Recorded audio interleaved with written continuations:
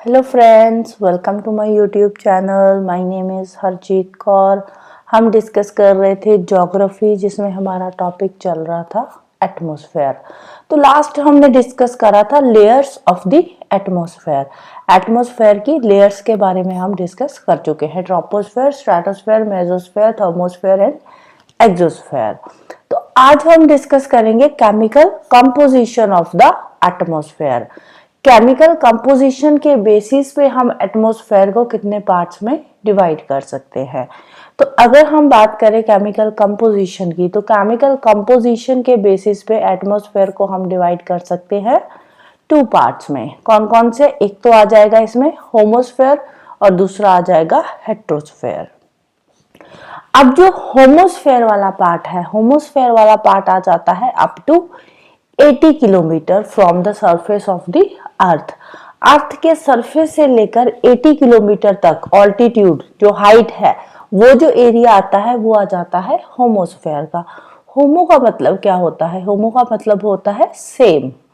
तो यहाँ पे जो केमिकल कंपोजिशन है वो ऑलमोस्ट सेम रहती है। यहाँ पे जो अलग अलग गैसेस की केमिकल कंपोजिशन है, जैसे कि नाइट्रोजन हो गया, ऑक्सीजन हो गया, आर्गन हो गया, कार्बन डाइऑक्साइड हो गई, तो गैसेस की जो केमिकल कंपोजिशन है वो क्या रहेगी? सेम रहेगी यहाँ पे होमोस्फेयर के अंदर। लेकिन आजकल क्या हो रहा है, इंडस्ट्रियलाइजेशन बहुत ज्यादा बढ़ रही है, जिसकी वजह से ये जो लेयर्स की होमोजेनिटी है वो थोड़ी बहुत डिस्टर्ब हो रही है। अदरवाइज होमोस्फेयर के अंदर जो अलग अलग गैसेस की कंपोजिशन है वो क्या रहती है? वो सेम ही रहती है। सेकेंड आता है heterosphere. Hetero means different. Heterosphere start होता है 80 किलोमीटर से आगे। पहले 80 किलोमीटर में 3 लेयर्स आ जाती है एटमॉस्फेयर की। कौन कौन सी? Troposphere, stratosphere and mesosphere. तो मीजोस्फेयर के ऊपर शुरू होता है थर्मोस्फेयर।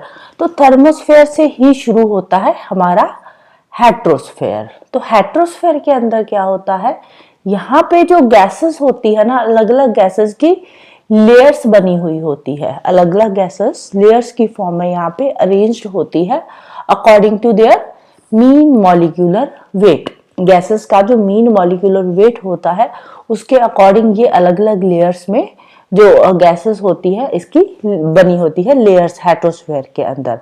अब यहाँ पे 4 लेयर्स गैसेस की मोस्टली जो है देखने को मिलती है। एक होती है nitrogen, then oxygen, then helium, then hydrogen. Nitrogen की बात करें तो नाइट्रोजन 100 से लेकर 200 किलोमीटर तक की जो लेयर है वो नाइट्रोजन की रहती है। उसके ऊपर आ जाती है ऑक्सीजन की। 200 से 1100 किलोमीटर तक की जो लेयर है वो किसकी रहती है? ऑक्सीजन की। ऑक्सीजन के बाद आती है हीलियम की लेयर। हीलियम की 1100 से लेकर 3500 तक की जो लेयर्स है वो किसकी रहती है? हीलियम की। हीलियम के बाद आ जाती है हाइड्रोजन और 3500 एंड अबव। उसके ऊपर जो भी लेयर आती है वो कौन सी आ जाती है? हाइड्रोजन की। राइट। तो ये रहता है इनका मॉलिक्यूलर वेट के अकॉर्डिंग इनकी अलग अलग लेयर्स। राइट। तो यहाँ पे जो मॉलिक्यूलर वेट है, जो एटॉमिक मास है, वो क्या है? वो डिक्रीज होता जाता है लेयर्स में। नेक्स्ट बात करते हैं इंसोलेशन की। इंसोलेशन क्या होता है? इंसोलेशन, इन से क्या आ गया? इनकमिंग। इनकमिंग सोल से सोलर, इनकमिंग सोलर, एशन से क्या बन जाएगा? रेडिएशन। तो इंसोलेशन क्या हो गया? Incoming solar radiation. जो सोलर रेडिएशन अर्थ पे आ रही है उसको बोलते हैं इंसोलेशन, इनकमिंग सोलर रेडिएशंस। अब इंसोलेशन को हम मेजर कैसे करते हैं कि कितना जो सोलर रेडिएशंस है वो अर्थ पे पहुंच रही है, कितनी एनर्जी अर्थ पे आ रही है। तो इसको हम मेजर करते हैं with the help of pyranometer. किसकी हेल्प से? पायरोनोमीटर एक डिवाइस है, इस तरह का होता है ये पायरोनोमीटर डिवाइस। तो इसकी हेल्प से हम मेजर करते हैं इंसोलेशन को। अब जो इंसोलेशन है, कितनी अमाउंट रेडिएशन की रिसीव हो रही है, इंसोलेशन की जो अमाउंट है वो डिपेंड करती है वेरियस फैक्टर्स पे। कौन कौन से फैक्टर्स? जैसे कि एरिया हो गया, सरफेस एरिया कितना है, क्योंकि एरिया ज्यादा होगा तो इंसोलेशन भी ज्यादा होगी, एरिया कम होगा तो इंसोलेशन भी कम होगी। एरिया पे डिपेंड करता है, सरफेस के नेचर पे डिपेंड करता है इंसोलेशन कितनी होगी, जो सन रेज है उनकी इंक्लिनेशन पे, कि जो सन रेज है वो स्लांटिंग है या फिर सन रेज डायरेक्ट पड़ रही है, स्ट्रेट सन रेज है, तो उस पे भी डिपेंड करती है अमाउंट ऑफ इंसोलेशन। जैसे एक तो सन रेज, यहाँ पे सन है, डायरेक्ट सन रेज पड़ रही है, एक है इंक्लाइंड एंगल से, तो इंक्लाइंड एंगल से जो इंसोलेशन होगी, यहाँ पे इंसोलेशन कम होगी एज कंपेयर टू जो सीधी पड़ रही है स्ट्रेट लाइन में, राइट। नेक्स्ट आता है distance from the distance between the earth and the sun. Earth and sun के बीच में डिस्टेंस कितना है। अर्थ जो है वो सन के नियरेस्ट पॉइंट पे है या फार्थेस्ट पॉइंट पे है, इस चीज पे भी डिपेंड करती है amount of insolation. Day length पे डिपेंड करती है इंसोलेशन और एटमॉस्फेयर की ट्रांसपेरेंसी पे। अब देखो एटमॉस्फेयर में पोल्यूशन बहुत ज़्यादा है या क्लाउड्स बहुत ज़्यादा है, तो उस केस में भी इंसोलेशन जो है वो कम हो जाती है। अगर ट्रांसपेरेंट है, एटमॉस्फेयर ट्रांसपेरेंसी ज़्यादा है, तो वहाँ पे इंसोलेशन भी ज़्यादा ही होगी। अब इंसोलेशन की बात करें, इंसोलेशन जो है वो ट्रॉपिक्स पे इक्वेटर पे ज्यादा होगी। इक्वेटर से जैसे हम टुवर्ड्स द पोल जा रहे हैं, वैसे वैसे अमाउंट ऑफ इंसोलेशन कम होती जाती है। जैसे कि ये हमारी अर्थ है, यहाँ पे इक्वेटर आ गया, ये tropic of cancer and tropic of Capricorn, और यहाँ पे आ गया north pole and south pole वाला एरिया, राइट। तो यहाँ पे है हमारा सन। अब यहाँ पे इक्वेटर जो है डायरेक्टली रिसीव कर रहा है सनरेज को, तो इक्वेटर पे जो इंसोलेशन है वो ज्यादा होगी, अमाउंट ऑफ इंसोलेशन ज्यादा होगी। सबसे ज्यादा कहाँ पे होगी? इक्वेटर पे ही होगी। जैसे जैसे हम टुवर्ड्स द पोल मूव करते हैं, वैसे वैसे अमाउंट ऑफ इंसोलेशन कम होती जाती है, और पोल्स पे जाकर अमाउंट ऑफ इंसोलेशन सबसे कम होती है, राइट। ऑन एन एवरेज बात करें तो insolation is highest near the equator, marginally lower at the tropics. Comparatively equator, tropics पे जो अमाउंट ऑफ इंसोलेशन है कम होती है, और पोल्स पे सबसे लोएस्ट होती है। कहाँ पे लोएस्ट होती है? पोल्स पे, राइट। अब देखो जो अमाउंट ऑफ इंसोलेशन है ना, ये एंगल पे डिपेंड करती है, एंगल ऑफ इंक्लिनेशन पे। अब यहाँ पे देखो इंक्लाइंड हो रही है, स्लैंटिंग सनरेज है, तो यहाँ पे इंसोलेशन कम होगी, यहाँ पे ज्यादा होगी इक्वेटर पे।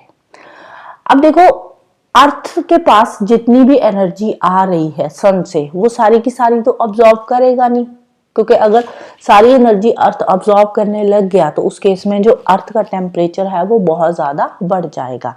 अब कुछ एनर्जी जो है वो अर्थ के सरफेस पे अब्सॉर्ब हो जाती है, और कुछ एनर्जी जो है वो रिफ्लेक्ट बैक हो जाती है। जितनी भी इनकमिंग सोलर रेडिएशंस आती है, उसमें से कुछ अर्थ के सरफेस पे स्ट्राइक करती है, अर्थ के सरफेस पे रिसीव होती है, और कुछ जो होती है रिफ्लेक्ट बैक होती है। वो सोलर रेडिएशंस जो रिफ्लेक्ट बैक होती है अर्थ के सरफेस से, उसको बोलते हैं एल्बिडो। क्या बोलते हैं? एल्बिडो। तो एल्बिडो क्या है? वो सोलर रेडिएशंस जो अर्थ के सरफेस से रिफ्लेक्ट बैक हो रही है, उनको बोलते हैं एल्बिडो। तो एल्बिडो के कॉन्सेप्ट को ध्यान में रखना है। नेक्स्ट हम बात करते हैं हीट बजट ऑफ द अर्थ। अब देखो अर्थ पे जितनी भी एनर्जी आ रही है सन से, अगर अर्थ सारी की सारी एनर्जी रिसीव करेगा तो बहुत ज्यादा गर्म हो जाएगा। लेकिन अगर हम बात करें अर्थ सन से एनर्जी रिसीव भी कर रहा है, लेकिन स्टिल जो अर्थ का टेम्परेचर है वो हमेशा कांस्टेंट रहता है। ऐसा क्यों होता है? अब देखो जितनी एनर्जी अर्थ रिसीव कर रहा है, उतनी ही एनर्जी अर्थ रिफ्लेक्ट बैक भी कर रहा है। जितनी एनर्जी अर्थ पे आ रही है, अमाउंट ऑफ हीट जितनी गेन हो रही है अर्थ पे, उतनी ही लॉस भी होती है, सेम अमाउंट में लॉस भी होती है, जिसकी वजह से जो ओवरऑल टेम्परेचर है हमारी अर्थ का वो कितना रहता है? कांस्टेंट रहता है। अब ये किस अकॉर्डिंग हमारी अर्थ हीट को रिसीव कर रही है, किस अकॉर्डिंग हीट रिफ्लेक्ट बैक हो रही है, इनकमिंग सोलर रेडिएशंस और आउट सोलर रेडिएशंस का, जो आउटगोइंग सोलर रेडिएशंस का जो पूरा का पूरा कॉन्सेप्ट है, जो मैकेनिज्म है, उसको बोलते हैं हीट बजट और हीट बैलेंस। हीट बजट मतलब किस अकॉर्डिंग हीट आ रही है, कितनी हीट हमारा एटमॉस्फेयर में जा रही है, कितनी स्पेस में जा रही है, कितनी हीट हमारी अर्थ जो है अब्सॉर्ब कर रही है, उसका जो पूरा का पूरा मैकेनिज्म है उसको बोलते हैं हम हीट बजट। ओवरऑल अगर हम बात करें तो हमारी अर्थ जो है जितनी हीट गेन कर रही है उतनी ही लॉस भी कर रही है, इसीलिए टेम्परेचर जो है वो कांस्टेंट रहता है। लेट्स से अर्थ पे जो एनर्जी रिसीव हो रही है, ये हमारी अर्थ है, यहाँ पे है सन आ जाता है। अर्थ सन से जितनी भी रिसीव कर रहा है, लेट्स से वो कितनी है, 100 यूनिट्स एनर्जी है। यहाँ से 100 यूनिट्स एनर्जी सन से आ रही है। इसमें से यहाँ से सपोज एटमॉस्फेयर शुरू हो जाता है, तो यहाँ पे क्या होता है, ये जो 100 यूनिट यहाँ से आ रहे हैं, इन 100 यूनिट में से 14 यूनिट जो है ये एटमॉस्फेयर ने यहाँ पे क्या कर लिए, अब्सॉर्ब कर लिए। 14 यूनिट्स डायरेक्टली अब्सॉर्ब कर लिए। अब यहाँ से जो 35 यूनिट्स है, ये 35 यूनिट्स कहाँ गए, यहीं आउटर स्पेस में ही इधर उधर खो गए। आउटर स्पेस में डायरेक्टली जो है वहां पे रिफ्लेक्ट हो गए, रिफ्लेक्शन हो गई आउटर स्पेस में ही। 14 यूनिट हमारे एटमॉस्फेयर ने अब्सॉर्ब करे, 35 यूनिट्स स्पेस में चले गए। टोटल कितने हो गए दोनों का, 49। पीछे कितने बचे, पीछे बचे 51 यूनिट। यहाँ पे जो 51 यूनिट ये जो बच रहे हैं ना, ये पहुंचते हैं अर्थ के सरफेस पे। 51 यूनिट जो है ये अर्थ के सरफेस पे पहुंचते हैं। अर्थ के सरफेस पे यहाँ पे आकर स्ट्राइक करते हैं, तो यहाँ पे रेडिएट होना शुरू कर देते हैं ये जो 51 units. And out of these 51 units, ये जो 51 यूनिट्स जो अर्थ के सरफेस पे पहुंचे हैं, these are absorbed by the earth. ये जो 51 यूनिट्स है इनको अर्थ अब्सॉर्ब करती है, जिसकी वजह से अर्थ का जो सरफेस है वो पूरा का पूरा गर्म हो जाता है। Earth surface gets heated. अब इसमें से क्या होता है, यहाँ पे ये जो एनर्जी 51 यूनिट्स पहुंच रहे हैं, ये यहाँ पे रेडिएट होना शुरू कर देते हैं as a long waves. And ये जो पूरा का पूरा प्रोसेस है, यहाँ पे ये जो 51 यूनिट्स रेडिएट हो रहे हैं, ये जो प्रोसेस है रेडिएशन का, इसको क्या बोलते हैं, इसको बोलते हैं टेरेस्ट्रियल रेडिएशन। क्या बोलते हैं इसको, टेरेस्ट्रियल रेडिएशंस। अब ये जो 51 यूनिट्स अर्थ के सरफेस पे पहुंचे हैं एज अ टेरेस्ट्रियल रेडिएशंस, इनमें से क्या होता है, इनमें से 34 यूनिट्स जो है वो एटमॉस्फेयर अब्सॉर्ब कर लेता है। यहां तक कितने पहुंचे, ये 51 यूनिट्स। 51 में से 35 यूनिट्स जो है उसको हमारा एटमॉस्फेयर क्या कर रहा है, अब्सॉर्ब कर रहा है 35 यूनिट्स को, राइट। 35 यूनिट्स यहाँ पे अब्सॉर्ब हो रहे हैं हमारे एटमॉस्फेयर में, सॉरी 34 यूनिट्स, यहाँ पे 35 नहीं आएगा, 34 यूनिट्स। यहाँ पे 34 यूनिट्स जो है वो अब्सॉर्ब हो रहे हैं। पीछे कितने बचे, पीछे बचे 17 यूनिट्स। जो 17 यूनिट्स है वो सीधे के सीधे रिफ्लेक्ट बैक हो रहे हैं। 17 यूनिट्स रिफ्लेक्ट बैक हो रहे हैं। 34 यूनिट्स, सॉरी यहाँ पे 34 है, 34 यूनिट्स यहीं पे हमारे एटमॉस्फेयर ने अब्सॉर्ब करे, राइट। 34 यूनिट्स अब्सॉर्ब करे और 17 यूनिट्स जो है वो वापस स्पेस में चले गए। तो हमारे एटमॉस्फेयर के पास टोटल कितने यूनिट्स आए, 34 यूनिट्स यहाँ पे है और 14 यूनिट्स यहाँ पे हमारे एटमॉस्फेयर ने अब्सॉर्ब करे थे। तो टोटल कितने हो गए, 48 यूनिट्स। 48 यूनिट्स हमारे एटमॉस्फेयर ने यहाँ पे अब्सॉर्ब करे हैं। और ये जो 48 यूनिट्स है एटमॉस्फेयर के अंदर, ये 48 यूनिट्स भी रेडिएट बैक हो जाते हैं स्पेस में। तो टोटल जो अमाउंट हमारे पास बचती है एनर्जी की, वो कितनी हो जाती है, 0। तो टोटल जितनी भी एनर्जी अर्थ पे आई है उतनी ही रिफ्लेक्ट बैक हो रही है। किस हिसाब से हो रही है, 100 यूनिट्स आए, 35 पहले से ही स्पेस में चले गए, 14 यूनिट्स यहाँ पे हमारे एटमॉस्फेयर ने अब्सॉर्ब करे। पीछे बचे 51 यूनिट्स अर्थ के सरफेस पे पहुंचे एज ए टेरेस्ट्रियल रेडिएशंस, और इन 51 में से 34 यूनिट्स हमारे एटमॉस्फेयर ने अब्सॉर्ब करे और 17 यूनिट्स रिफ्लेक्ट बैक हो गए सीधे सीधे स्पेस में। अब ये जो 34 और 14 टोटल 48 यूनिट्स हमारे एटमॉस्फेयर में आए थे, ये भी रेडिएट बैक हो जाते हैं बाद में स्पेस में।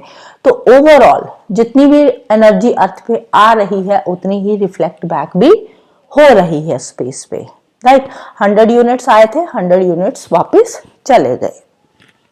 तो इस तरह से अर्थ के सरफेस पे ना तो कुछ एनर्जी का गेन हुआ है, ना ही लॉस हुआ है। होता है इक्वेटर पे जो इनकमिंग रेडिएशंस होती है वो ज्यादा होती है, आउटगोइंग रेडिएशंस कम होती है। अब देखो इक्वेटर पे क्या है, ये इक्वेटर है। इक्वेटर पे इंसुलेशन, क्योंकि डायरेक्ट सन रेज पड़ती है तो यहाँ पे इंसुलेशन, इनकमिंग सोलर रेडिएशंस ज्यादा होगी, आउटगोइंग सोलर रेडिएशंस कम होगी। पोल्स पे अगर हम बात करें तो पोल्स पे स्लैंटिंग होती है, तो यहाँ पे क्या होता है, यहाँ पे उल्टा होता है। यहाँ पे आउटगोइंग रेडिएशंस ज्यादा होती है, इनकमिंग रेडिएशंस कम होती है पोलर रीजन्स में। तो उस केस में क्या होता है, उस केस में जो सरप्लस हीट होती है, सरप्लस हीट ट्रांसपोर्ट होती है फ्रॉम इक्वेटर टुवर्ड्स पोल्स। ये जो सरप्लस हीट इक्वेटर से पोल्स की तरफ जाती है, ट्रांसपोर्ट होती है, उसको बोलते हैं मेरिडियोनल ट्रांसपोर्ट ऑफ हीट। क्या बोलते हैं, मेरिडियोनल ट्रांसपोर्ट ऑफ हीट। क्योंकि इक्वेटर पे हीट ज्यादा है, पोल्स पे हीट कम है, तो हीट सरप्लस हीट जो है वो ट्रांसपोर्ट होगी towards the poles, right? And this is called meridional transport of heat, right? So that's all for today. Hope you like this video. Thank you. Bye bye and have a nice day.